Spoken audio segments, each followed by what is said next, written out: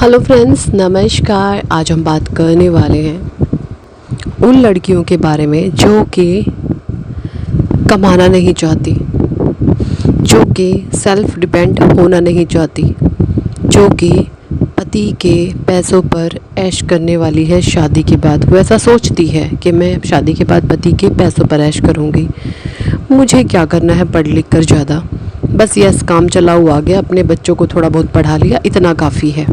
अगर आपकी ये सोच है तो मैं आपको बता दूं ससुराल में आपका क्या हाल होने वाला है। तो बिल्कुल अवेयर हो जाइए अपनी रिस्पॉन्सिबिलिटी खुद लेने के लिए, अपने खर्चे खुद उठाने के लिए, अपनी रोटी खुद कमाने के लिए।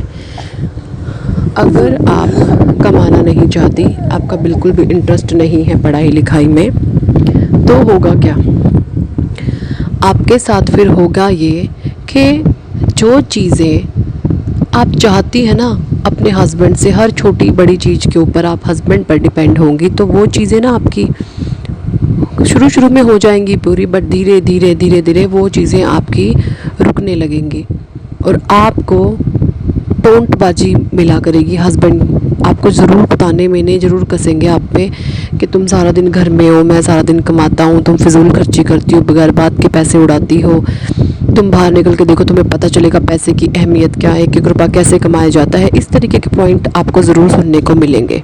दूसरी बात, ये तो एक नॉर्मल केस है, जो एक सिंपल से, अगर इन लॉज शरीफ हैं, मैं शरीफों की यहाँ बात कर रही हूँ, वो भी इतनी बात तो कह ही देते हैं। दूसरा, अगर आपको टॉर्चर करने वाले लोग मिल गए, क्योंकि कहीं ना कहीं हमारे कुछ कार्मिक भी होते हैं, हमें लेन देन भी करना होता है अपने पिछले जन्मों का। अगर आपको ऐसा पार्टनर मिल गया कि आपको तंग करने लग गया, आपको परेशान करने लग गया, आपके सास ससुर ऐसे मिल गए जो आपको तंग करने लग गए, और पेरेंट्स भी कई बार शादी के बाद लड़कियों का साथ छोड़ देते हैं, कहते हैं अब बेटा वही तुम्हारा घर है, वहीं रहो, वहीं भुगतो, जो तुम्हारे भाग्य में था वो तुम्हें मिल चुका है, अब हम कुछ नहीं कर सकते, हमने तो अपनी तरफ से अच्छा देखा था बेटा, लेकिन सब भाग्य विधाता परमात्मा जो करते हैं, जो तुम्हारे यही भाग्य में था, यही तुम्हारे कर्मों में लिखा था। इस तरीके की बातें माता पिता भी करने लग जाते हैं। जो आर्थिक रूप से ज़्यादा संपन्न नहीं होते, तो ऐसे माता पिता भी बेटी को उसके कर्मों के हवाले छोड़ देते हैं, और वो लड़की वहाँ पर टॉर्चर, मारपीट, घरेलू हिंसा का शिकार होती रहती है, रोती रहती है, तड़पती रहती है। क्यों? क्योंकि वो आत्मनिर्भर नहीं होती। तो इन चीज़ों से बचने के लिए हर एक लड़की को आत्मनिर्भर ज़रूर होना चाहिए। वो इतना ज़रूर कमाए कि वो अपने बच्चों का और ख़ुद का पेट पाल सके, उनका खर्चा कर सके, इतनी सेल्फ डिपेंड ज़रूर बने।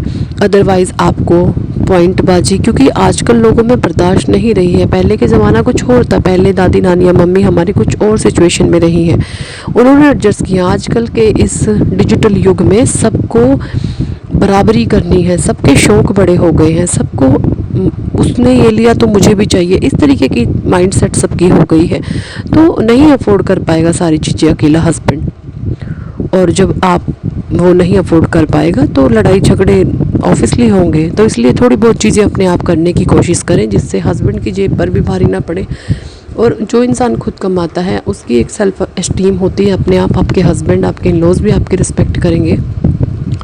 और अगर आप किसी को जानते हो, आप देख भी सकते हैं, अगर कोई जॉइंट फैमिली में रहते हैं, तो दरानी जेठानी है या कोई बड़ा या छोटा, कोई भी एक दरानी जेठानी वर्किंग है, और जो नॉन वर्किंग चाहे घर में वो कितना भी काम क्यों ना कर रही हो, सुबह से लेकर शाम तक झाड़ू पोछा, कपड़े बर्तन, सबकी साफ़ सफाई, सेवा पानी, हाथ पैर दबाना, कुछ मर्जी वो कर रही है, लेकिन जो वैल्यूज़ वर्किंग को मिलेगी ना, वो आपको नहीं मिलने वाली। आप एक काम वाली बाई की तरह हाथ बांध कर खड़ी रहेंगी, और जो वर्किंग होगी उसकी हर चीज़ में सलाह ली जाएगी, घर के हर एक फैसले में उसकी सलाह ली जाएगी। क्यों? क्योंकि वो पैसा कमाती है, आप पैसे नहीं कमाते, सिर्फ आप एक काम वाली बाई बन के रह जाएंगे घर में।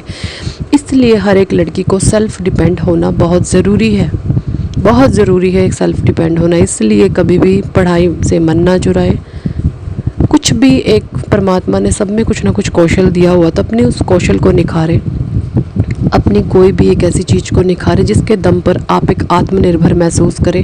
आपको ऐसा फील हो कि मैं अपने बलबूते पर कमा के खा सकती हूँ। आपके अंदर एक ये कॉन्फिडेंस होना चाहिए और आप उस चीज़ में महारत हासिल आपको ज़रूर कर ले। अगर आप ज़्यादा पढ़े लिखे भी नहीं हैं तो भी किसी एक्टिविटी में इतने एक्सपर्ट हो जाइए कि आपको इतना कॉन्फिडेंस है कि मैं कमा के खा सकती हूँ। अदरवाइज़ ज़िंदगी ख़राब होने वाली है। आप अपने पैरों पे खुद कुल्हाड़ी मार रही हो। आपने अपने सारे अधिकार दूसरों को दे दिए हैं। आपने सबसे बड़ा अधिकार दे दिया है कि मेरी ज़िंदगी के फ़ैसले अब दूसरे लोग लेंगे। और यहाँ से आपकी ज़िंदगी साल 6 महीने तो अच्छे गुजरते हैं ससुराल में, लेकिन उसके बाद धीरे धीरे धीरे धीरे इन्हीं चीज़ों से बहुत ज़्यादा तकलीफ़ें आनी जीवन में शुरू हो जाती हैं। फिर एक लड़की की ज़िंदगी बदतर बन जाती है। वो सोचती है कि पहले मायके में मैं कैसी थी और आज मेरी ज़िंदगी उससे भी ज़्यादा बदतर हो चुकी है। इसलिए हर एक पेरेंट्स से भी रिक्वेस्ट है कि अपनी लड़कियों को स्पेशली ज़रूर पढ़ाएं लिखाएं, ताकि वो किसी का शोषण का शिकार ना हो सके, कोई उनका शोषण ना कर सके। बहुत ज़रूरी होता है लड़कियों को पढ़ाना लिखाना, आत्मनिर्भर बनाना। Thank for watching.